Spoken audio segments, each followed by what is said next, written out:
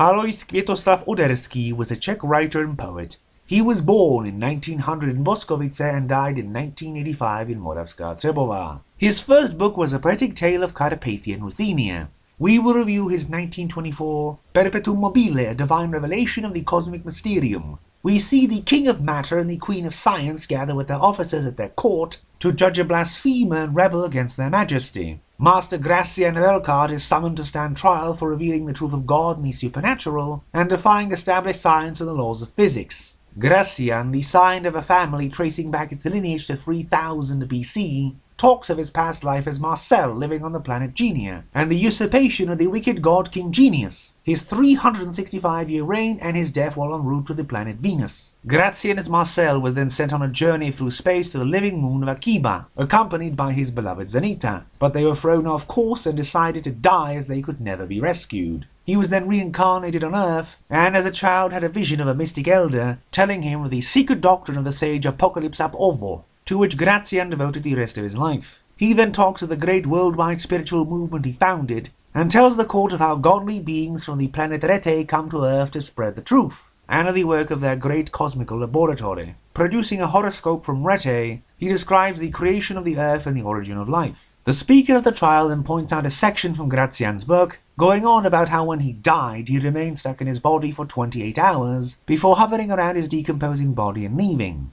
Then Gracian goes on about Master Olympus, who is maybe from another planet and also maybe an Atlantean, and how he talked with another master about creating his proposed machine, the Perpetuum Mobile, or Perpetual Motion Machine. Then there is a long segment of spiritual geological development of the planet, giving us pearls of wisdom like how polar light turns into magnesium light to attract levitating atoms. Olympus then yearns to go inside the cosmic sphinx to be enlightened. There he is told the Earth used to be a sun. Then we are told all about the suns and planets mating to make more. After a lot of this, the speaker reads more from Gracian's book concerning the imprisonment of an old scientist named Lincoln in the catacombs of the fortress of Orpha for making an illegal discovery, or the story of Professor Christian, who gave a machine an immortal soul and had his invention stolen by his friend. Then he goes on about the first scientific thief and self-proclaimed god of the prehistoric oligarchy, Inklak, who stole the concept of the wisdom machines and was adored by the multitude,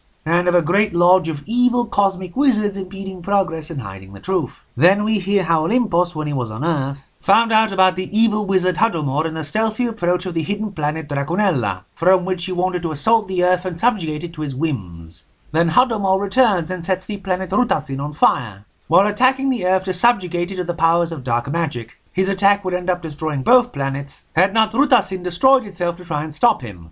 The armies of dark and white mages go to battle, and Hadomor's own soldiers abandon him, and he is burned in the Earth's fires and his soul is bound inside of the Earth. When the court finishes reciting from Gracian's book, he is sentenced to life imprisonment, but he jumps off the podium to his death. The book has a lot of interesting moments, but one has to read through tons and tons of esoteric blathering to get there.